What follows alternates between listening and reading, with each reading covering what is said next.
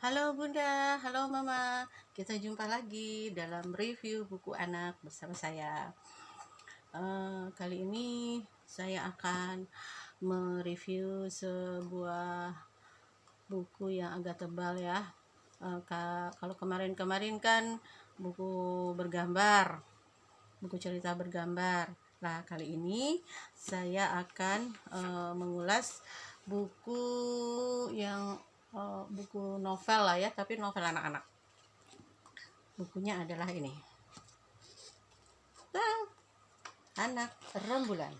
Karya Pak Joko Lelono. Pak Joko Lelono ini salah satu penulis favorit saya. Dari zaman saya kecil, beliau sudah menulis ya. Maksudnya dari zaman saya kecil saya sudah membaca buku-buku beliau. Salah satu yang saya suka adalah serial Astrid. Mungkin di antara Bunda atau Mama ada yang pernah membaca Astrid. Nah, saya suka banget tuh. Itu Astrid itu tokohnya seorang anak perempuan. Anak perempuan ya mungkin sekitar 10-12 tahun umurnya. Dia itu artis. Nah, tapi dia sering mengalami kejadian-kejadian yang menegangkan. Kejadian-kejadian yang penuh petualangan. Misalnya pembajakan pesawat atau penculikan. Di situ Astrid terlibat dan kemudian menjadi hero-nya ya gitu. Jadi semacam agak-agak detektif lah ceritanya. Aku suka banget itu. Saya suka banget itu cerita Astrid ya. Lalu Pak Joko selain Astrid juga menulis lagi buku-buku anak yang lain ya, diantaranya misalnya Jatuh ke Matahari. Lalu selain itu beliau juga menerjemahkan banyak buku. Diantaranya beberapa buku karya Enid Blyton. Lalu yang terakhir yang saya dapat novel terjemahan beliau yang keren itu adalah The Count of Monte Cristo. Itu juga novel keren ya. Nah, tapi kan kita mau bicara ini ya. Anak Rembulan. Ini tebalnya 350 halaman. Yang saya punya ini terbitan tahun 2011. Diterbitkan oleh Mizan Pustaka. 350 halaman. Nah, ceritanya ini tentang seorang anak bernama Nono. Ya, anak laki-laki umur 12 tahun, namanya Nono, dia anak Jakarta. Setiap libur sekolah, dia pergi atau berlibur ke rumah kakek neneknya di Jawa Timur, di Malang, tepatnya di Desa Wingi. Nah, Desa Wingi ini ternyata juga desa kelahiran Pak Joko Lelono. Jadi ya, kerap lah ya latar belakang desa itu dengan kehidupan atau masa kecil Pak Joko Lelono. Nah, di sana si Nono itu punya dua orang mbah kakung ya, kakek. Yang satu punya warung nasi, yang satunya lagi punya pabrik tahu. Jadi setiap Nono liburan ke sana, dia membantu kakeknya di warung nasi, dan kadang-kadang dia juga pergi mengambil tahu di pabrik tahu punya kakeknya di Wingi itu. Cerita itu berawal di situ. Nah, kakeknya yang punya pabrik tahu ini senang sekali mendongeng, senang membaca, bukunya banyak, senang koleksinya banyak. Dia sering menceritakan masa zaman, cerita macam-macam, diantaranya zaman kemerdekaan yang waktu itu si kakek itu, si mbah juga ikut berjuang ya membela Indonesia melawan Belanda. Nah, dari desa itu, dari yang diceritakan si mbah, ada seorang anak namanya Trimo. Jadi waktu zaman perjuangan itu anak-anak juga ikut berjuang.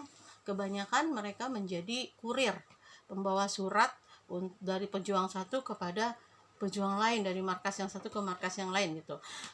Karena kan mereka Belanda itu tidak mencurigai anak-anak gitu. Tapi ada satu anak bernama Trimo. Dia anak pemberani. Dia bukan sekadar menjadi kurir, tapi dia juga ikut bertempur gitu. Nah, pada sebuah serangan Belanda, Trimo itu ikut terlibat gitu. Nah, dia bersembunyi di sebuah pohon kenari yang sangat besar. Nah, pohon kenari itu sampai sekarang masih ada.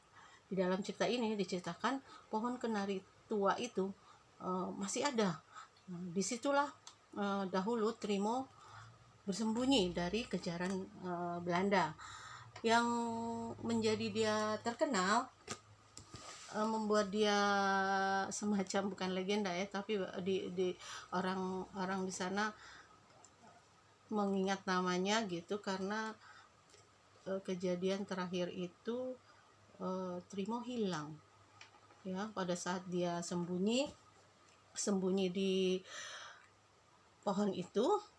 Setelah selesai pertempuran, dia tidak pernah kembali, tidak ditemukan juga. Kalau dia mati juga tidak ditemukan jenazahnya gitu. Orang tuanya, terutama ayahnya ya, kehilangan dia gitu. Jadi tidak ditemukan, sampai hari ini dia tidak ditemukan anak itu begitu. Nah, Nono mendengar cerita itu dari kakeknya. Nah, pada saat dia ke rumah kakeknya, dari rumah yang punya rumah makan ke rumah kakeknya yang punya pabrik tahu, dia melewati pohon itu, pohon kenari besar itu. Dia penasaran, aduh ini pohon yang diceritain kakek nih gitu kan, ceritain mbah. Nah, dia ke situ. Nah, terus ada sebuah kejadian yang seperti menyedot dia masuk ke dalam lubang. Nah, pohon kenari itu punya lubang besar. Dia seperti tertarik, tersedot ke dalam lubang di pohon itu. Wah, ini mengingatkan saya pada cerita Christopher Robin di Winnie the Pooh ya. Kan ada tuh Christopher Robin juga kalau mau mengunjungi Pooh kan lewat lubang, atau seperti Narnia ya yang lewat pintu lemari. Nah, ini juga Nono begitu. Tiba-tiba dia tidak sengaja kan, ada sebuah peristiwa yang tahu-tahu menyedot dia masuk ke dalam lubang di pohon itu. Wah, tahu-tahu dia sudah berada di waktu dan zaman yang berbeda. Dia bertemu Trimo. Ya, dia bertemu Trimo dan dia berada di sebuah zaman dahulu, zaman ya masih ada kerajaan. Bahkan dia bertemu dengan ada raja dan ratu Jawa. Lalu ada pendekar-pendekar. Wah, dia sampai bingung. Aku ada di mana sebenarnya gitu kan. Dia dengan dia menjadi aneh ya di antara orang-orang yang dia temui di masa yang hidup di masa lalu jauh sebelum dia itu. Dia menjadi aneh karena dia memakai kaos Manchester United. Itu tim sepak bola Inggris kesayangan dia gitu, Manchester United. Lah, disitulah dimulai petualangan dia bersama tokoh-tokoh dari masa lalu, yang ya tokoh fiktif sih, tapi seru banget gitu. Ada pendekar silatnya, ada raja, ada penyihir seperti itu. Jadi Nono itu seperti masuk ke mesin waktu begitu ya, kayak sudah terlempar ke masa lalu. Lah, Pak Joko pernah tahun 1971 menerbitkan, atau buku Pak Joko terbit dengan judul Terlontar ke Masa Silam. Ya seperti ini, tapi tokohnya mahasiswa kalau yang di buku terbitan Pustaka Jaya itu. Saya belum baca sih bukunya, tapi saya sudah baca sinopsisnya dan ulasannya. Katanya begitu, ceritanya semacam time machine juga ya. Dia terlempar ke masa lalu si tokoh utamanya, sama seperti Nono ini. Tapi itu kan mahasiswa, kalau Nono anak masih anak kecil ya gitu. Seru, jadi bukunya ini ya khasnya Pak Joko lah ya. Dia memang senang cerita tentang sains fantasi gitu. Terus humornya juga sangat segar ya, dan imajinatif banget buku ini gitu. Dan warna lokalnya tuh kental betul, dia terutama Jawa ya, terutama lokalitas Jawanya itu kental banget. Jadi tokoh-tokohnya juga yang dia temui kan tokoh-tokoh Jawa gitu, terus latar belakangnya, lokasinya gitu kan. Selama ini yang saya baca ya, kalau temanya masa depan gitu, atau itu tadi mesin waktu gitu, time tunnel gitu kan, itu biasanya buku import gitu, biasanya cerita-cerita dari luar gitu. Tapi ini sangat sangat kental lah gitu ya, warna atau unsur lokalnya gitu. Nah, jadi ini seru deh untuk dibaca putra putri kita, bunda, mama ya. Ini tebalnya 350 halaman. Bagi anak-anak bunda yang senang membaca, nggak masalah tebal 350 halaman. Kalau Harry Potter aja bisa tamat ya kan. Ini mah kecil gitu, tak menamatkan buku 350 halaman yang seru ini gitu. Lah,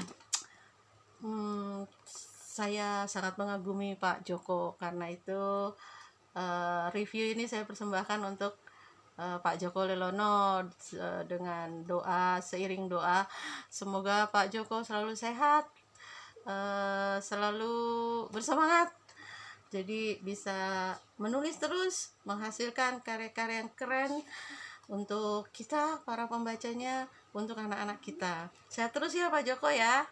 Nah begitu bunda, mudah-mudahan bisa menjadi pilihan bunda buku ini untuk anak-anak. Terima kasih sudah menonton video saya. Sampai ketemu lagi di buku berikutnya. Jangan lupa, jangan pernah membeli buku bajakan. Belilah buku yang asli, walaupun buku bekas tapi asli. Oke? Salam.